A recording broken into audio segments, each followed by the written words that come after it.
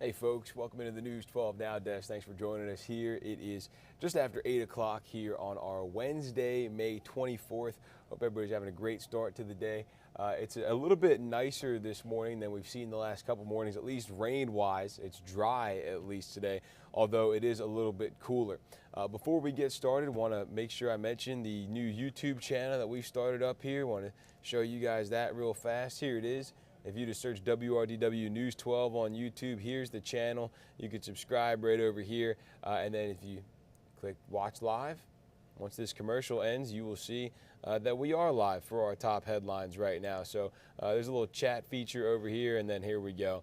A little adception right here showing you the ad that we just had because this is a couple seconds behind. So yeah, this is the YouTube channel. If you guys want to check this out, we do all of our streaming on here. We stream every single day. Every morning we do headlines and we do some other stuff throughout the day. We have interviews up here. We bring our reporters on and talk stories with them. We do a whole lot of stuff, breaking news, press conferences, everything gets done up here. So if you want to subscribe to that, it would be a great resource for you, and it would do us some favors as well. So everybody wins in that one. But today, this morning, we are taking a look at our top headlines, some of the big stories going on across the CSRA, across the two-state, across the country even. But we will start right here at home with an all too familiar story. It happens yet again. The Olive Road Bridge has been hit by a truck. This is video from our crew at the scene yesterday. Richmond County Dispatch says the accident happened just before 5:15 yesterday evening. You can see the truck stuck there under the bridge with a crumpled roof. The bridge inspector says the railroad is damaged from the collision, and for now that road is closed again. So kind of funny, we were just talking about it, I think yesterday or Monday in our meeting, about how nobody's hit into it in a while, and then somebody did just that. So that's our bad. We jinxed it, but yeah, it's all good. It'll get fixed, and somebody else will hit it probably relatively soon. Okay, moving on now. A student brought a piercing gun to school to Richmond Hill K-8 last week. In a letter sent home to the students, the principal said it was taken away, but not before some ears got pierced. That letter went home to parents on the 18th. It says a student brought the piercing gun to school the day before and told other kids in class about it. The teacher took it away, but the principal says the student got it back and gave some classmates ear piercings. The principal says this serves as a good reminder to try to talk with your kids about what they can and cannot bring into school. It's official, the race for Aiken County Sheriff now has two candidates in the running. Lieutenant Lucas Grant of the Richmond County Sheriff's Office announced he is running. Our Nick Veland caught up with Lieutenant Grant to find out why he wants to run for sheriff. Lieutenant Lucas Grant greeted his supporters tonight with his vision to be an Aiken County Sheriff that is aware, accountable, and available. Dozens of supporters at Smith Hazel Park right across the street from the Aiken County Sheriff's Office, a place where Lieutenant Lucas Grant hopes to work in 2024. It was a very big opportunity tonight to take our first step, and that's making that announcement as a whole to run for sheriff here of Aiken County. Lieutenant Grant serves with the Richmond County Sheriff's Office, starting 13 years ago as deputy jailer and worked his way up to a homicide investigator. Being able to be a part of the different divisions I've been in, it has helped me grow. It has helped me been groomed for what I'm here to do today. Now he's looking to serve his own backyard, where violence has hit too close to home. His dad being a victim to gun violence in Aiken County in 2020. I graduated from North Augusta High School, very proud of that. So living over here has been my roots, but not only my roots, it's my home. And now it's time to come back home and serve here at home for this great community. Lieutenant Grant is running against Aiken Public Safety Officer Marty Sawyer, who got the endorsement of Sheriff Michael Hunt back in January. I mean, I wish him the best, but here it's all about running this race. I want to make sure that we run a well-organized campaign for the citizens of this community so that they know it is up to them to vote me in, because I want to earn their vote to become their next sheriff. And Grant says that this campaign is still early on, and his next move is to visit people around the county to start conversations with the community. The new sheriff takes office in 2025. Okay, thanks for that, Nick. Calls for change from the community after a 29-year-old woman was shot and killed in Augusta. The coroner confirming Shaniqua LaFavor as the victim. She's one of 90 victims to lose their life to violence across the CSRA in the last year. Everything unfolding on East Taylor Street just before 7 o'clock Monday night. That shooting also put one man and an 11-year-old in the hospital. We're still working to learn more about their conditions. This latest shooting happening not even a half-mile away from the mass shooting on Sandbar Ferry Road last week. One local faith leader spoke with our Hallie Turner on how these tragedies are far too familiar. Yeah, Richard, deadly shootings in mourning. It's a cycle many say is becoming too common in Augusta. One local pastor says there won't be change until the community is ready to stand together undivided. A lot of us do know it, but are we living it? Love ye one another as I have loved you. Do unto others as you would have them do unto you.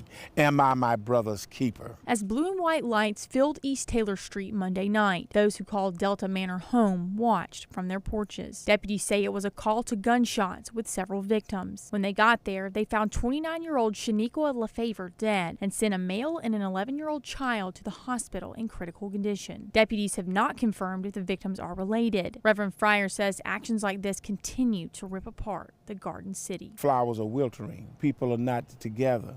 People are afraid. There is no trust. And people won't even go out, won't do anything, and, too much. Instead of blaming, take responsibility. We're going to have to come together, and it's going to take all of us. It's not race, it's people. And see, a lot of them get too tied up on race, and that's a problem. Putting yourself in the right mindset to welcome change back into the Augusta community. I'm not going to excuse myself when I talk about the word. You are changed by the renewing of your mind. We got to get a mindset. We got to get that mind changed. Until we do that, then we cannot share the heart. We got to get that mind right. I've reached out to the sheriff's office for updates on the victims in critical condition, how this happened, if they have someone in custody, and if this is related to any other violence in the city, but we've not heard back. Okay, thanks for that, Hallie. The owner of a CrossFit gym has been denied bond after being charged with molesting a teenage girl who used to use his gym. Scott Page is in the Columbia County Jail charged with child molestation. Earlier this month, his wife told deputies when she came home she found a pregnancy test box and 2 used tests on their kitchen table. They say she confronted her husband, who tried to stop her from going into their bedroom where the teenager was. Unauthorized access is to blame for Augusta's computer network problems. That's according to Mayor Garnett Johnson. Just yesterday, city leaders called a special emergency meeting to talk about the second issue in less than a week. And as our Craig Allison tells us, Central EMS is having issues as well. It's unclear how many Augusta departments have been hit by cyber issues caused by unauthorized access. Some public safety departments, such as Central EMS, have been affected. While no one's lives are in danger, it has sent them back to a more manual mode of operation. At this time, we have not confirmed that any sensitive data has been compromised, but we will update you as more information becomes available. While the scope is unclear, the city says it's been a widespread issue since last week, hitting their system hard enough that today's special meeting votes were taken via roll call. Our public safety department, as well as our fire department, continue to operate and respond as needed. If the computer system is failing, you go back to more of a manual process. That process still works. It worked in the past, worked in the old days. It still works today. Central EMS says this issue has put taking down basic health information on hold, and they're down to communicating via radio and recording emergency incident reports on paper. The public should not be alarmed and say, oh, I'm not going to get my ambulance because we've got some computer problems at the E911 center. We're working with the center. We're working through those challenges. The fire department and us together are joining hands to make sure that citizens get everything they need. Our information technology department is working diligently to investigate the incident, to confirm its impact on our systems, and to restore full functionality to our systems as soon as possible. No timeline has been given by the City of Augusta or Central EMS on when they'll resolve this cyber hiccup, but public safety departments like this one continue to say that this isn't affecting how many lives that they continue to help on a day-to-day basis through their operations. In Augusta, Craig Allison on your side. Certainly hoping they can get that fixed soon. Thanks for the update there, Craig. Take a look at this. Thompson and McDuffie County leaders are releasing these pictures showing plans for a new park. More than $2 million going towards this project. It's part of the massive set of community grants Georgia Governor Brian Kemp announced late last week. The public park will be along Railroad Street. It'll have a playground, picnic areas, and an amphitheater. Construction will start later this year and could be done in 18 months. High school seniors in Columbia County will walk across the stage this week, but before they can walk the stage, they are going back to walk the halls. Grovetown High School seniors were at Cedar Ridge Elementary School yesterday to hear from cheers from the kids and see some of their former teachers. It's a special full circle moment for everybody, but this year is extra special for one teacher who's getting ready to retire. It's just such a blessing to see all these kids again, and they come back and say, "Hey, Mrs. Peace, I recognize you," and then it just means the world to know that you had a little part of their life and their education. Mrs. Peace says her best advice for the students is to always do your best. This is just one of many walkthroughs like this in Columbia County. The U.S. Surgeon General is issuing a new warning for parents, saying widespread social media use can pose a significant mental health risk to kids. As our Will Rio explains, social media can have both positive and negative effects on kids. Social media use among young people is nearly universal. Everyone has a cell phone, and almost every kid has some kind of social media account. A new report from the Surgeon General is suggesting that social media may not be good for your kids. The report says with widespread use of social media among children and young teens, they do not have enough evidence to even determine if social media use is safe for them, especially young teens. On average, a survey shows teenagers spend 3.5 hours a day on social media. It can create a negative image of their bodies, create eating disorders, create social comparisons, even lowering self-esteem. This comes with more adolescent girls. The report asked about the impact of social media on body image. 46% of teenagers from 13 to 17 years old say social media makes them feel worse. Roughly 64% of teens say they are often or sometimes exposed to hate-based content. The report also says that social media can be excessive and problematic for some children. On a typical weekday, nearly 1 in 3 teens report using screens until midnight or later, which leads to reduced sleep, poor sleep quality, and depression. So what can be done to combat this with your kids? The Surgeon General's advisory outlines some immediate actions that can be taken. Policymakers can take steps to strengthen safety standards and limit access. Tech companies can be better in protecting the youth and limit the impact on their product. And parents and children can come up with healthy practices together to limit time and exposure. It's not all bad, though. Social media can serve the youth in a positive manner. The report says that it can create a safe space for teens who identify with particular groups. Doctors say it's just important to keep in mind how much time we're consuming on social media. That old double-edged sword that is social media can be so good but can also have such negative effects, especially on young folks who are a bit more impressionable when it comes to that sort of thing. Okay, nationally known civil rights attorney Ben Crump plans to file a wrongful death lawsuit in a local case. Brianna Greer was taken into custody by the Hancock County Sheriff's Office during a mental health crisis last July. She fell out of a moving patrol car and later died. Investigators say she was handcuffed in front of her body and was not wearing a seatbelt at the time. Deputies say they closed the rear driver's side door, and the investigation shows the deputy thought he closed the rear passenger side door. Later today, Greer's family and Ben Crump plan to announce a wrongful death lawsuit in this Hancock County case. It's the end of an era for a local full-service gas station in Augusta. Smith Chevron will close its doors after serving the community for almost 40 years. Customers could get gas, air in their tires, and a full servicing at his place on Walton Way Extension. Owner Tommy Smith says retiring has been a hard decision to make. He says it's mainly because of the wonderful employees and support he's had from the community over the years. He says his workers and customers have become more like families. But couldn't ask more from the Augusta community. Not only are they customers, but they're friends. And we appreciate the support over the years, and thank you. Smith says he doesn't have any big plans for retirement, but just taking it easy for a while and enjoying the next chapter of life. Dozens of new banners now line one of Atlanta's major roads. Jimmy Carter Boulevard connects the most diverse county, Gwinnett County, to the rest of the state. Abby Casores shares how former President Jimmy Carter's push for investment is helping build a vibrant hub of diversity. Jimmy Carter Boulevard stands for opportunity. It's something very important to the former president. And for one man driving to work here every day, he says Carter paved the way for Georgians looking for the American dream. And Indian, Chinese, Southeast. Shiv Agrawal is the owner of Global Mall. Like the name suggests, it's a melting pot for cultures around the globe. It's where you can find jewelry, restaurants, clothing shops, and grocery stores.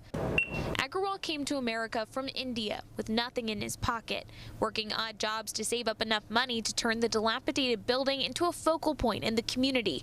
He is one of more than 3,000 business owners on the road, named after Georgia's only president, who championed investments in the corridor more than 3 decades ago. When we hear his name, we feel proud. We feel kind of connected, and I am connected with his legacy. Just outside the mall, city and state officials held a celebration, unveiling honorary banners along a 2-mile stretch of Jimmy Carter Boulevard. Andrew Young, former Atlanta mayor and the first African-American ambassador appointed to the United Nations by President Carter, spoke about the last time he saw the president taking a wheelchair ride around Plains. And he greets everybody. It's amazing to me how many names he remembers. Carter is receiving an outpouring of support after his family announced he is in hospice, what they're calling a transition period. He has been able to experience it in some ways, and it's really been heartening to see the amount of love and respect that people around the world have had for him. There are 8 roads named after the former president, 2 here in Georgia, one in Valdosta, another in his hometown in Plains. Yet this one is the busiest. In Norcross, I'm Abby Casores. All right, thanks for that, Abby. In Griffin, Georgia, 2 people accused of trying to starve their 10-year-old son to death appeared in court Tuesday, asking a judge to let them out on bond. But without attorneys, the judge suggested they postpone the hearing for 3 weeks. Earlier this month, a woman said she spotted the boy wandering the neighborhood. Prosecutors say the boy weighed 36 pounds, about half of what a 10-year-old should be. The arrest warrant says Tyler and Krista Shindley would withhold food from their son and keep him locked in his room. Georgia is in dire need of more forensic psychologists, and it's impacting jails and hospitals across the state. Patrick Quinn explains why there is this shortage and what can be done about it. In a state of an emergency when it comes to workforce. Kevin Tanner, the state's commissioner of behavioral health and developmental disabilities, says the state needs nurses, psychiatrists, social workers, and forensic psychologists who evaluate those recently arrested. Since 2006, judges ordered 40% more competency evaluations for those standing trial. And yet, right now, Georgia is short-staffed forensic psychologists by about 30%. When one part's not functioning correctly, it clogs the entire system up, and that's what we have here. And you know, it really goes back to the workforce challenge. Until we're able to solve the workforce piece, the system's not gonna be able to heal itself. Right now, 1,200 Georgians are awaiting a competency evaluation to determine if they can participate in their own trial. Another 450 are already deemed incompetent, but cannot go to a hospital because there's a shortage of bed space. Slower evaluations means people stay in jail or return to the community on bond. Neither place guarantees the help they need. It's the first thing I think about, and the last thing I think about when I go to bed at night is how do we improve this system? We all know that that needs to be sped up. Right now, the state is assessing the current workforce and looking for ways to increase worker retention. And as we get closer to the holiday weekend, Georgia State Troopers and other law enforcement say they'll be out to keep you safe. Troopers anticipate holiday travel to start ramping up on Friday. AAA says 1.3 million Georgians will travel more than 50 miles over the 3-day weekend. That's more than last year, even more than before the pandemic. Sergeant Richard Sykes of Georgia State Patrol says they'll be checking the main and the back roads. Be heavy on the interstates, strong enforcement on the interstates, because that's where a lot of people generally go, but we'll also be in the cities and counties.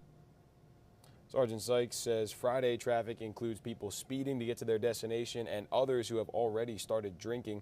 Troopers will be looking for drunk drivers and expect to see them out on the roads statewide through late Monday night. Several busy streets are closed after a crane and building partially collapsed in Midtown Atlanta.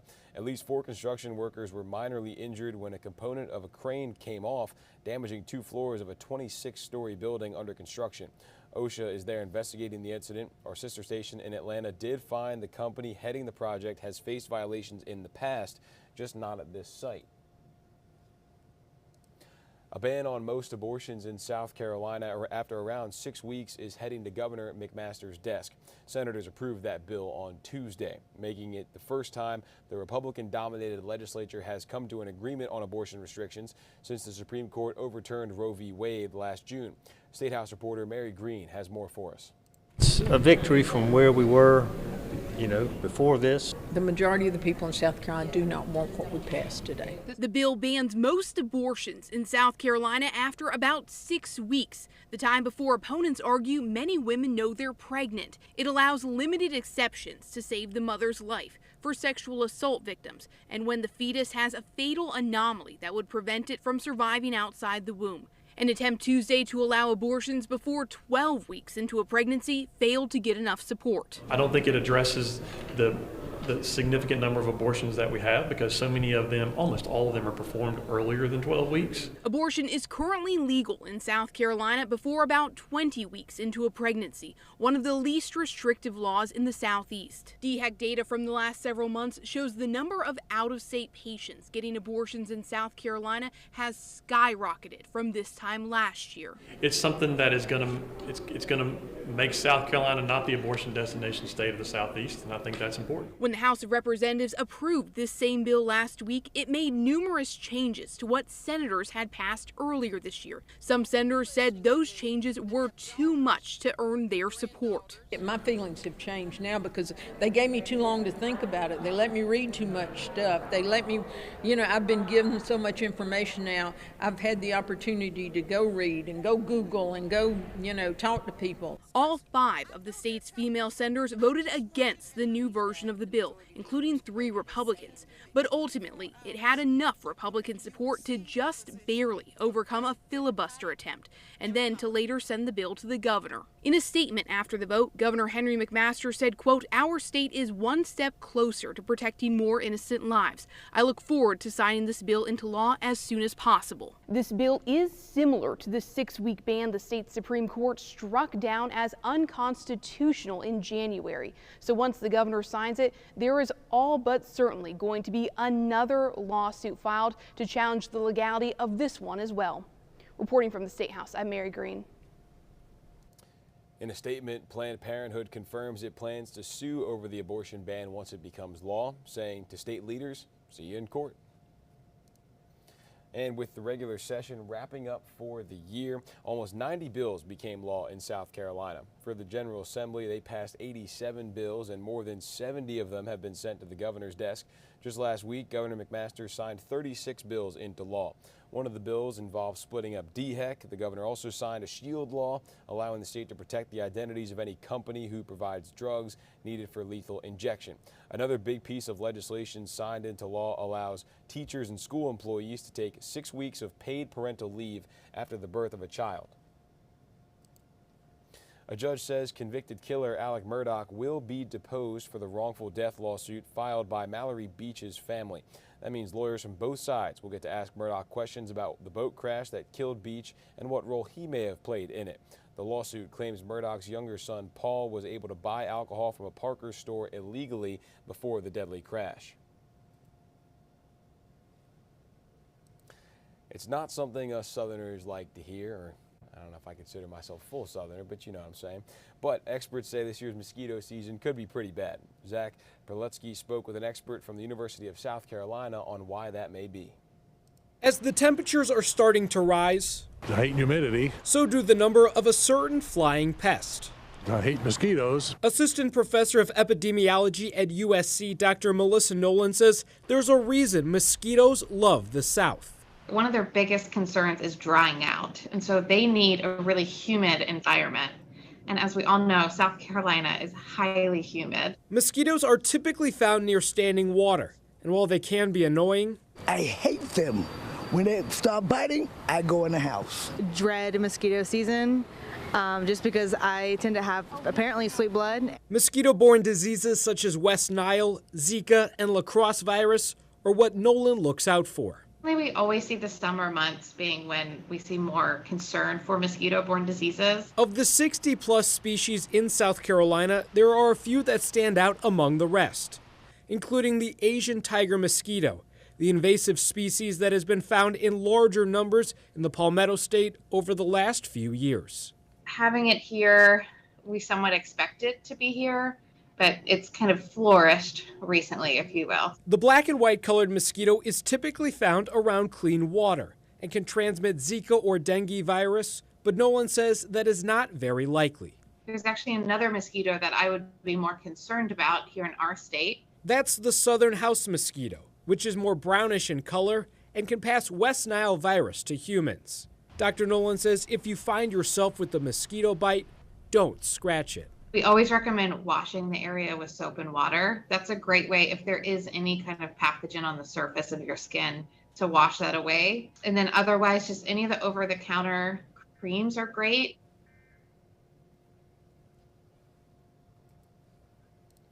Probably the easiest way to protect yourself against mosquitoes is just using bug spray, insect repellent. Yes, they are safe to use as long as you follow the directions. Children and pregnant women can use insect repellent as well.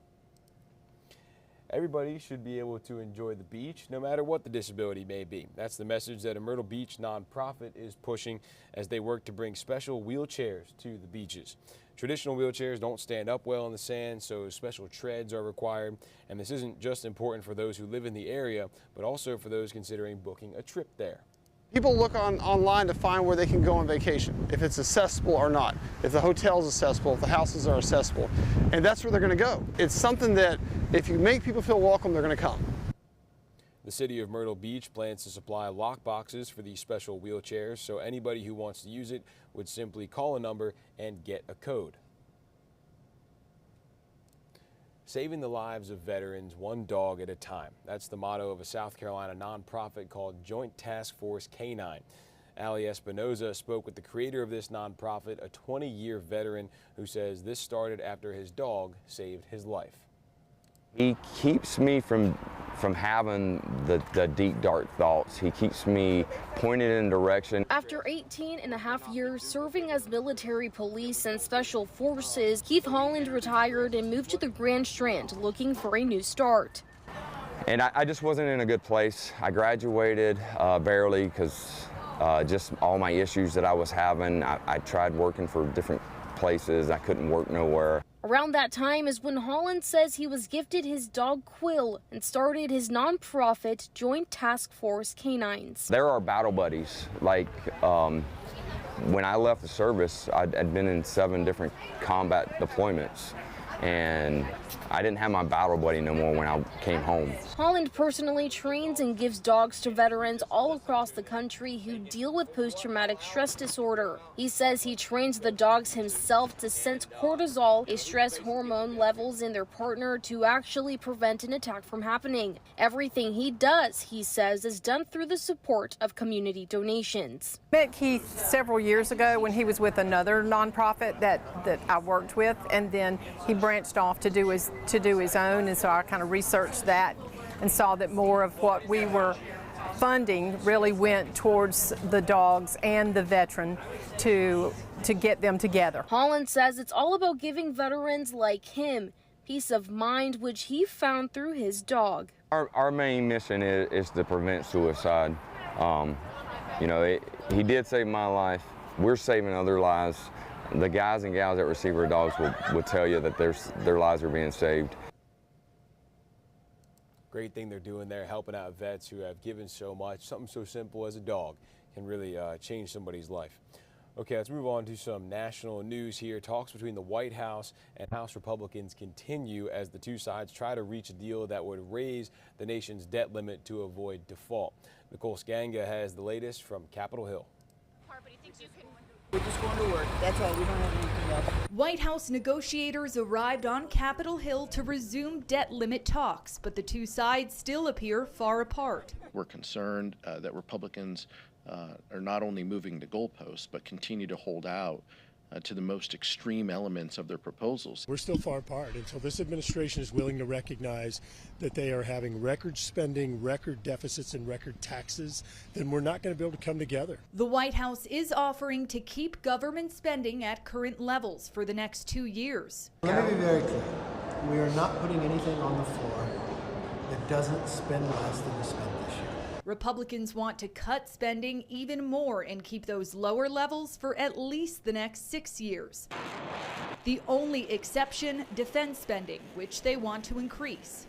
Based on what Republicans have shown us with their appropriations bills, we are looking at a 30% cut across the board to the remaining domestic programs.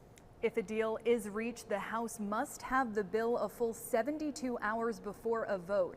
That provision a condition of Kevin McCarthy's election as House Speaker. It means lawmakers need an agreement soon in order to pass it through the House and the Senate by the June 1st deadline. If by the end of this week we don't see any movement in Washington and rhetoric is dark, then we'll start to see a lot of selling in the stock market. We're going to work until we get it all done. McCarthy says negotiations will continue even over the holiday weekend if necessary. Nicole Skanga, CBS News, Capitol Hill. Economists warn that defaulting could result in all of us paying higher interest rates, so hopefully they are able to come together and get a deal done here pretty soon. U.S. officials say the number of migrants approaching the southern border has significantly dropped since Title 42 ended, but migrants continue to arrive at high levels, and House Republicans held a hearing slamming border policies under the Biden administration. Christian Benavidez has more. Mother Tammy Nobles told a Republican-led House panel Tuesday how her 20-year-old daughter was killed. I don't want any other parent to live the nightmare that I am living. Last summer, police say Kayla Hamilton was murdered by an MS-13 gang member. Nobles says he had been apprehended at the southern border and then was released into the U.S. as an unaccompanied minor. The United States government has to secure our border. We need to properly vet all border crossers. The Biden administration says it is working to do that, stepping up resources to process migrants seeking asylum and increasing deportations. The vast majority of asylum seekers are coming here because they are fleeing persecution. Many people who come here are not in need of protection, but that's why we need a system that makes that distinction. A new Biden administration program that allows people to sponsor asylum seekers has already received an overwhelming 1.5 million applications. The Department of Homeland Security says it can only accept 30,000 a month. Tuesday, a group of House lawmakers rolled out a new bipartisan immigration reform bill. They're calling it the Dignity Act. Waiting for either side's idea of what is perfect is exactly what's gotten us into the situation we face today. The legislation would provide a pathway to citizenship for some undocumented people, provide billions in border security financed by immigrants, and expedite the asylum claims process. Christian Benavidez, CBS News, Miami. A high-level U.S. Customs and Border Protection official is warning migrants not to cross the U.S.-Mexico border illegally. The Rio Grande Valley Border Patrol chief delivered her message on the agency's Instagram account in Spanish. With the deportation playing as a backdrop, Chavez said in the last few days, 90% of migrants who entered the U.S. illegally have been deported. And she says it's not just adults being deported, families as well. She says migrants should use legal pathways to enter the U.S.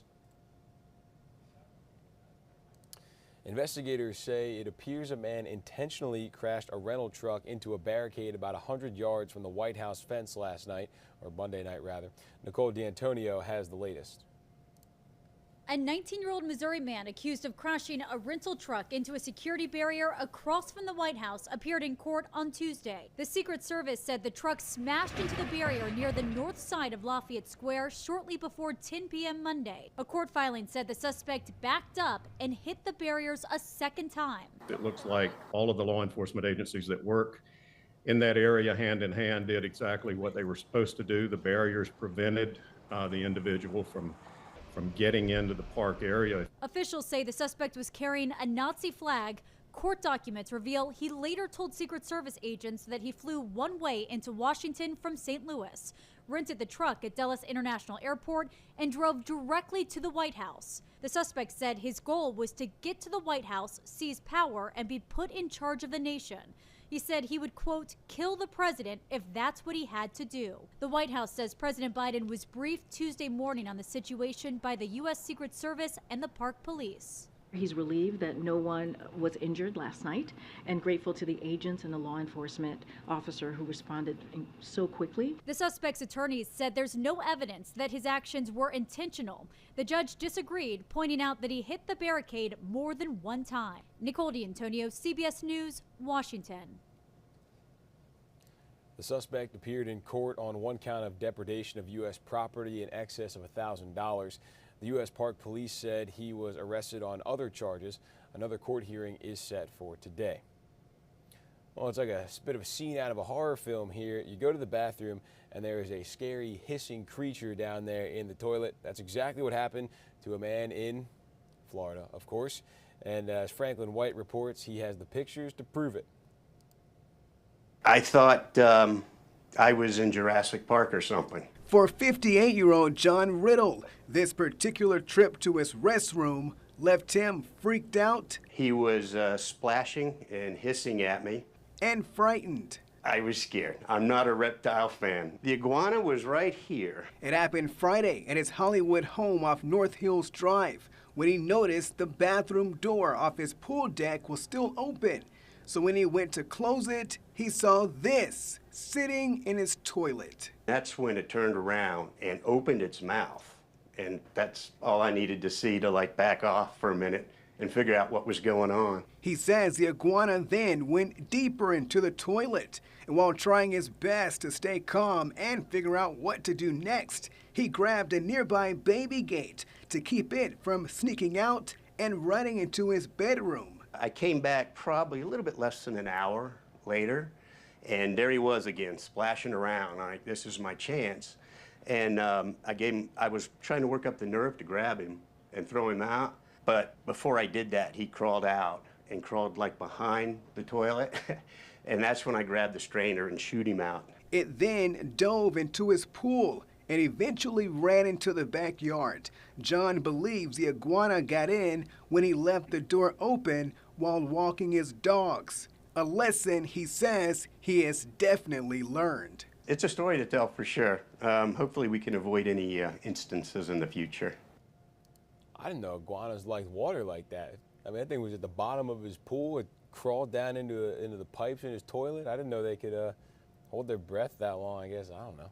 I'm not an iguana guy, clearly. Riddle says the iguana wasn't hurt and he hopes to never see it again. Iguanas are not native to Florida, but years ago, someone released their pet lizard and hundreds of scaly reptiles, not scary. They might be scary if you think they're scary.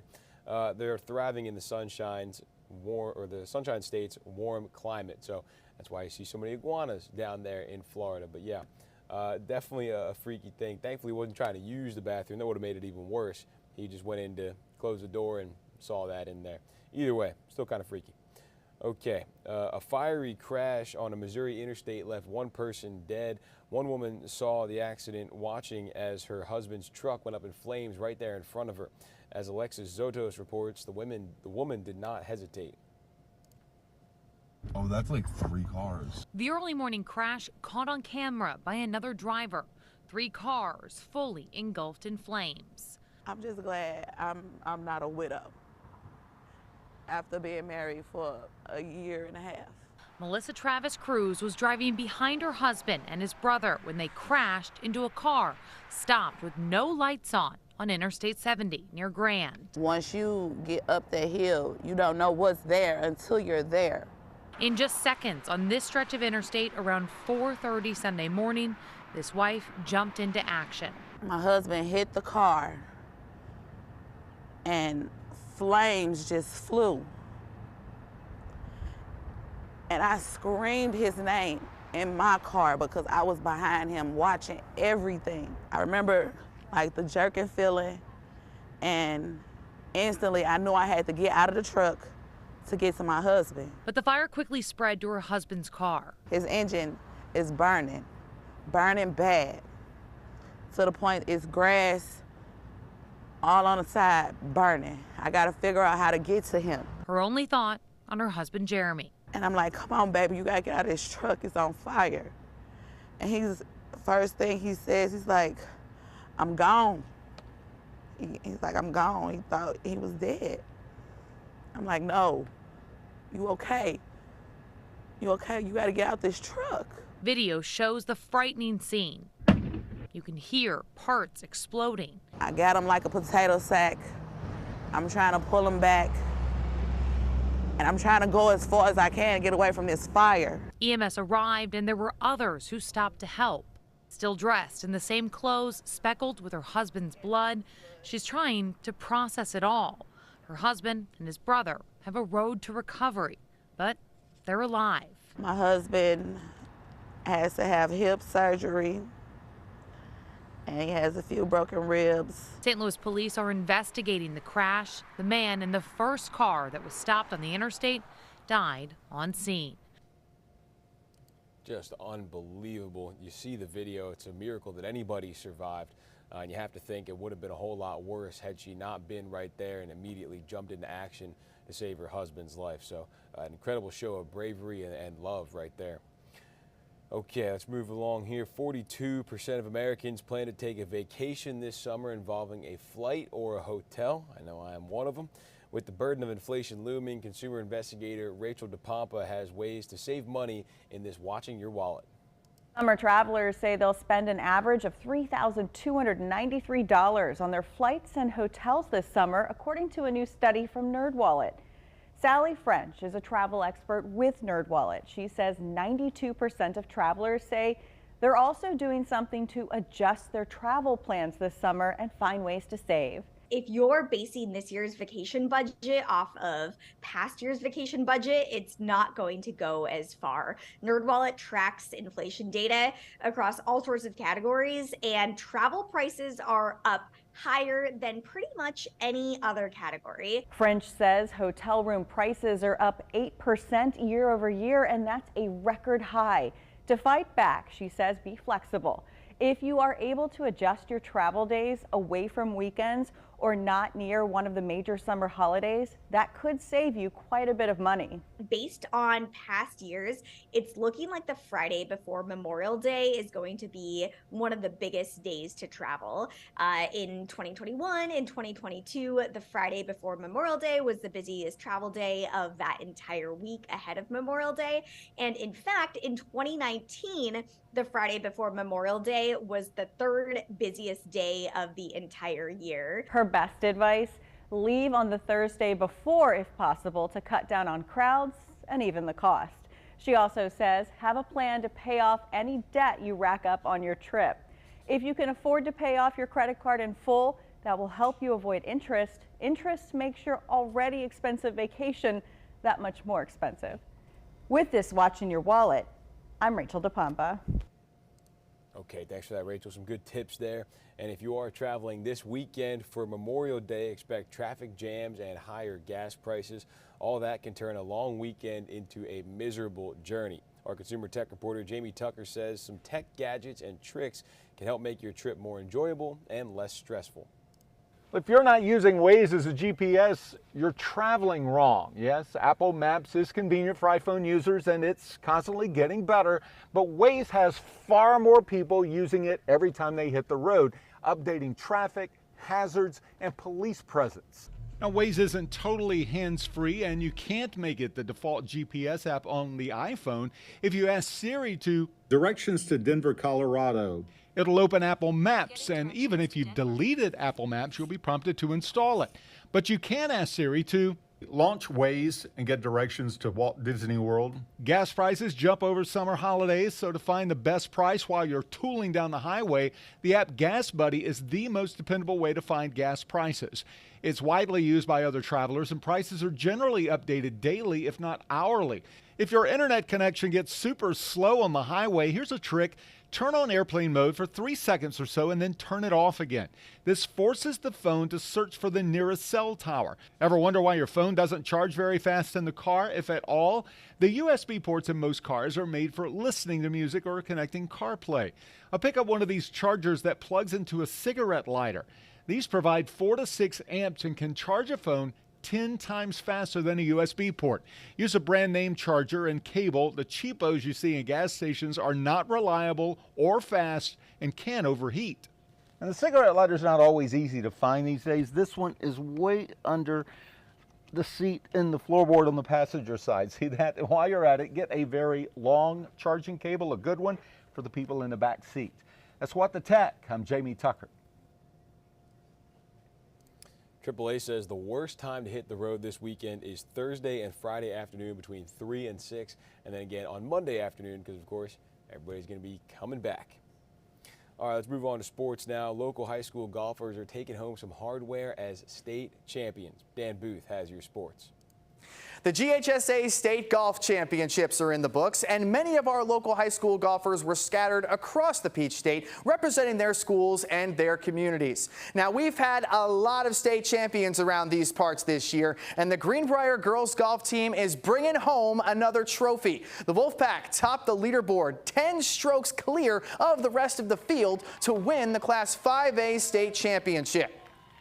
The Wolfpack received a champion's welcome outside the school by their close friends, family members, and classmates. 2 members of the Wolfpack cracked the top 10 individually. Addison Lukic came in 4th, and Reagan Henderson finished in 8th. Congrats to the Greenbrier girls golf team for winning their first state title in school history.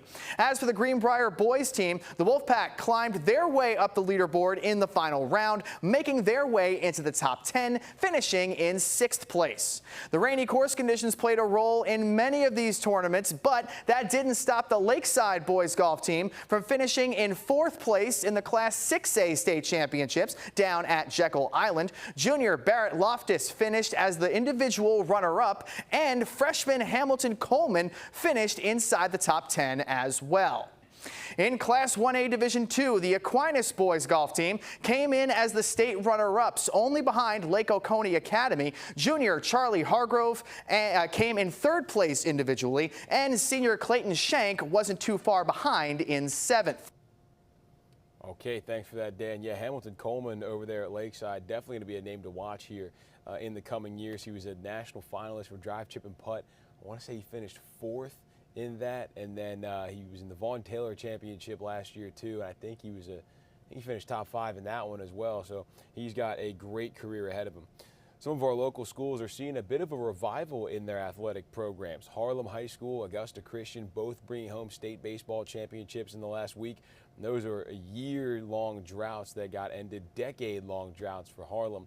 Osa Lyons spoke with some of the guys about their historic wins. 2 separate programs, 2 separate histories, 1 outcome, state champs. 90% of people want to be good, but it's only 10% that'll work to be good. And these coaches and players have really put in the work. To finally win that thing is huge. The Lions have been waiting for this since nabbing 3 straight championships in 05, 06, 07. It has been just a really quick rise to the top, hoping that we can sustain that. Harlem fans have stuck by through thick and thin for 37 years, watching and hoping that this year may just be it. But to win one, it's just so special because you got to get a little lucky. You got to catch some breaks. So what made it happen? For Augusta Christian, it was a new coach. He's one of those coaches that when we look back at this first championship years down the road, I'm hoping he can say, well, I didn't do that right, back in year 2. Year 10, I'm doing things right and just continue to get better and better. In Harlem, where red runs deeper than water, it was trusting in the one and only Jimmy Lewis to get it done again. Eventually, you win when the right formula is there. You're going to win every year with a guy like Coach Lewis because of what he puts into those kids. It all led to the reawakening of 2 programs. It's really brought a lot of eyes to the school, so people want to know about it. It used to be that people didn't know our school was here. The higher expectations will come a little bit more pressure, but I don't think there's any doubt, our coaches and kids will handle it. So. The National High School Baseball Coaches Association says the Harlem Bulldogs finished the season as the 33rd ranked team in the country. So congratulations to them and Augusta Christian and all of our state champions that we've had this year. It has been a great athletic season. We're not done quite yet. Emmanuel County has their third winner-take-all game for the state championship today, and I think we're done after that. So it's been an awesome year between football. We had state champs, basketball, baseball. It's been a really solid year athletics-wise. Okay, we've got one more thing before we wrap up here, and that is, of course, our Will Volk story. What do you do when you hear someone say they've never had a birthday party? Well, a group of fifth graders from W.E. Parker Elementary in Edgefield decided to throw a surprise party. Will Volk stopped by to see how they pulled it off. These kids love coming here. The seniors are funny, they're exciting, and they have a lot of stories to tell. Once a week, Miss Raines takes her class to the senior center across the street. The most important thing we're doing is we're forging a bond between two wildly separate generations. This year, she's watched strangers separated by decades in age become close, like Truman and Mr. Charlie. Him and I, we sit and talk about football all the time. He likes football, and so do I. I love talking to him because he knows so much about sports, and he's just a great guy to talk to. One day, they started talking about birthdays. That's when Truman found out Mr. Charlie has never had a party. I was shocked. I mean, my heart broke into pieces because all of us kids here, we've had a birthday party. How has he never had a birthday before? It's sad because he's 73 years old and he's never had a birthday party. The kids decided to do something about it. They decorated the center and gave Mr. Charlie a surprise he didn't see coming. When I walked in this morning, I seen a happy birthday, and I'm saying, whose birthday is it? You know? I said, because my birthday is in September. The kids wanted to do something before they moved on to middle school. For them, it felt good seeing him smile while opening gift after gift. I can't even describe it. I mean, it's just great. It's a party 73 years in the making. Mr. Charlie says it's so special because there's so much love behind it. It means so much to me, too. I just can't explain how much it meant to me. In Edgefield, Will Volk on your side. I like to think this is exactly the kind of thing Ms. Raines had in mind when she brought those kids to the senior center and, like she said, formed those bonds between two wildly different generations of people. Ms. Raines says she wants to continue bringing her class to the senior center, and hopefully they continue to get the same response. Another cool thing is seeing how much the kids appreciate listening to those stories those seniors have to tell, kind of like when your grandparents tell those stories. You can't help but just sit there and listen. You can always find out about these stories and much more up on the website, WRDW.com. Also, be sure to download our WRDW streaming app on whatever your favorite streaming device may be, and subscribe to the YouTube channel as well. I'll show you how to do that one more time real quick. If you go to YouTube, search WRDW News 12 up here at the top. This will take you right to our page. You can hit subscribe right here, and then look at this. We're live right now over on YouTube. Once I skip this ad, you'll see it. Look at that. There I am, showing you how to skip the ad again. Pretty cool. Okay, so yeah, if you do those things, we put everything up there. So live newscast, we stream a whole bunch of stuff on there every single day. Morning headlines, breaking news, press conferences, everything goes up there on the YouTube channel. So be sure to subscribe to that. We've got about 6 minutes here till the morning mix if you want to pop over to the TV side of things, or if you're on the website, just hang out here for another 5 or so minutes and it'll pop up on here. But yeah, that's going to do it for our top headlines. We'll see you back here a little bit later on this morning.